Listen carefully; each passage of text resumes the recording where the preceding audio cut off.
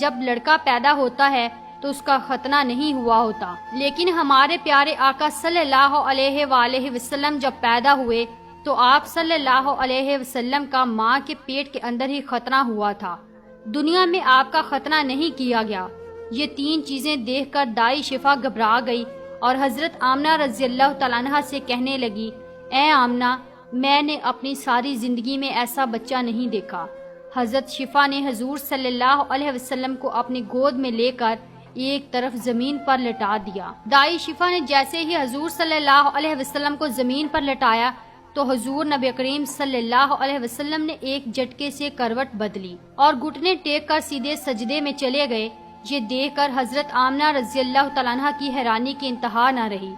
پورے 15 منٹ تک حضور نبی کریم صلی اللہ علیہ وسلم سجدے میں رہے اور پھر اپنا سر اٹھا کر آسمان کی طرف انگلی سے اشارہ کیا اور ساری دنیا کو بتا دیا کہ اے لوگو، اس دنیا کو پیدا کرنے والی ذات صرف اللہ ہی کی ہے۔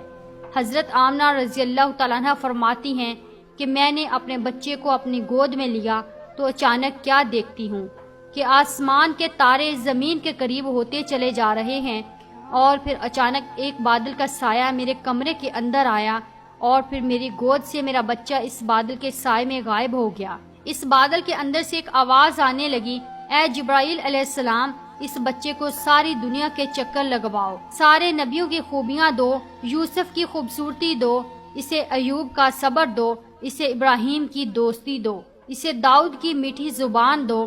اور پھر حضرت آمنہ رضی اللہ تعالیٰ عنہ فرماتی ہیں کہ تھوڑی دیر بعد وہ بادل کا سایہ ختم ہو گیا اور میں دیکھتی ہوں کہ میرا بچہ میری گود میں لیٹا ہوا تھا۔ صبح ہونے والی تھی۔ دائی شفا نے باہر نکل کر حضور نبی کریم صلی اللہ علیہ وسلم کے دادا حضرت عبد المطلب کو خوشخبری سنائی اور کہا کہ اے عبد المطلب، تجھے پوتا مبارک ہو۔ یہ سن کر رات بھر کے جاگے عبد المطلب کی ساری تھکن جیسے ایک پل میں ختم ہو گئی ہو، اور وہ اتنا زیادہ خوش ہوئے کہ ان کی آنکھوں سے آنسو بہنے لگے، اور دائی شفا سے کہا کہ جلدی سے مجھے میرا پوتا لا کر دو۔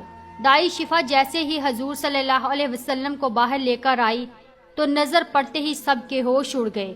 اس قدر خوبصورت بچہ آمنہ کے گھر میں پیدا ہوا ہے۔ سارے چچا بھی اپنے بھتیجے کو دیکھ کر بہت زیادہ خوش ہوئے، یہاں تک کہ جب ابو لہب کی باندی صوبیہ نے جا کر ابو لہب کو خوشخبری سنائی کہ اے ابو لہب، تجھے بھتیجا مبارک ہو، یہ سن کر ابو لہب اتنا خوش ہوا کہ اس نے اپنی باندی صوبیہ سے کہا، جا، میں نے تجھے بھتیجے کی خوشی میں آزاد کر دیا۔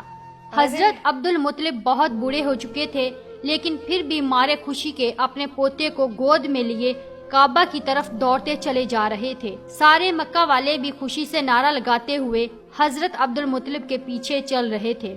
کعبہ کے پاس پہنچ کر عبد المطلب نے اللہ سے دعا مانگی، اے اللہ، میرے پوتے کو سلامت رکھنا اور اسے زندگی میں بہت بڑا انسان بنانا۔ شاید عبد المطلب کو یہ نہیں پتا تھا کہ ان کا پوتا تو وہ انسان ہے جس کی خاطر اس دنیا کو بنایا گیا ہے۔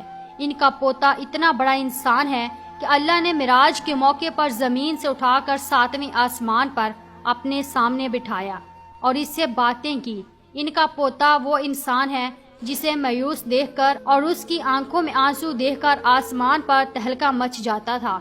حضرت عبد المطلب نے کعبے کا غلاف پکڑ کر اپنے پوتے کے لیے دعائیں مانگی اور پھر انہوں نے پوتے کا نام محمد رکھا۔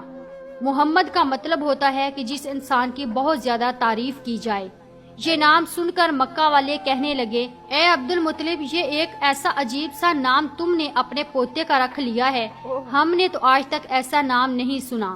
تو حضرت عبد المطلب نے جواب دیا کہ اے مکہ والو، تمہیں کیا پتا کہ میرے اس بچے کی ایک دن ایسی شان ہوگی، لوگ اس کے پیچھے چلیں گے۔ ایک بار حضور اکرم صلی اللہ علیہ وسلم مدینے میں اپنے صحابہ کرام کے ساتھ بیٹھے ہوئے تھے تو حضور کریم صلی اللہ علیہ وسلم کے چچا حضرت عباس نے فرمایا، اے اللہ کے رسول، مجھے بچپن ہی میں معلوم ہو گیا تھا کہ آپ بڑے ہو کر کوئی بہت بڑے انسان بنو گے۔ حضور صلی اللہ علیہ وسلم نے پوچھا، اے چچا جان، آپ کو کیسے پتا؟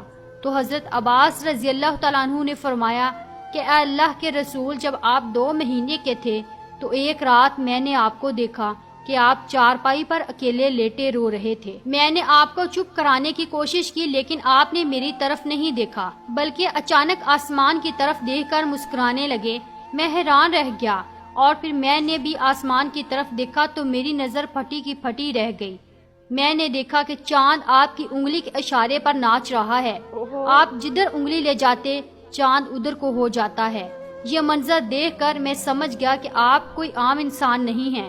حضور صلی اللہ علیہ وسلم نے فرمایا کہ ہاں میرے چچا جان، آپ صحیح فرما رہے ہیں کہ بچپن میں چاند مجھے کہانیاں سناتا تھا، میرے ساتھ کھیلتا تھا اور مجھے رونے نہیں دیتا تھا۔ سبحان اللہ، ایسے تھے ہمارے نبی کہ جن کے گھر میں اتنی غریبی تھی کہ ان کی ماں اپنے اس یتیم بچے کے لیے ایک کھلونا تک نہیں خرید سکتی تھی، تو اللہ نے چاند کو حکم دے دیا، اے چاند تو میرے محبوب کے لیے کھلونا بن کر اسے کھلاؤ اور اسے رونے مت دینا۔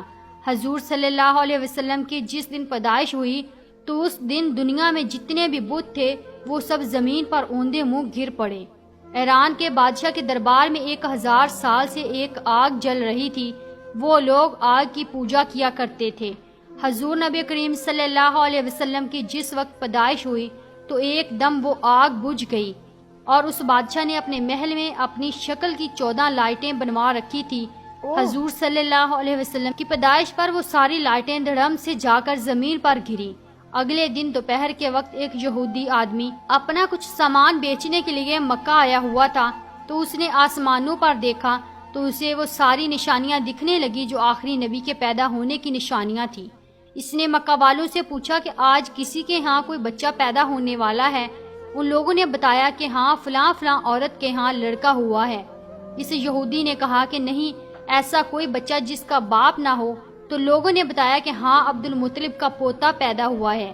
اس یہودی نے کہا کہ مجھے چل کر دکھاؤ، میں اس بچے کو دیکھنا چاہتا ہوں۔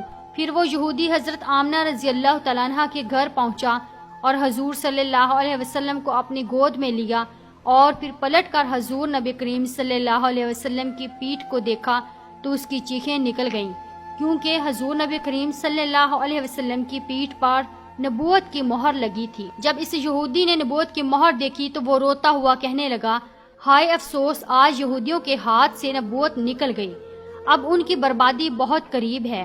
ایک آمنہ کا لال، ایک فاطمہ کا لال، نانا بھی بے مثال تو نواسا بھی بے مثال۔ سبحان اللہ۔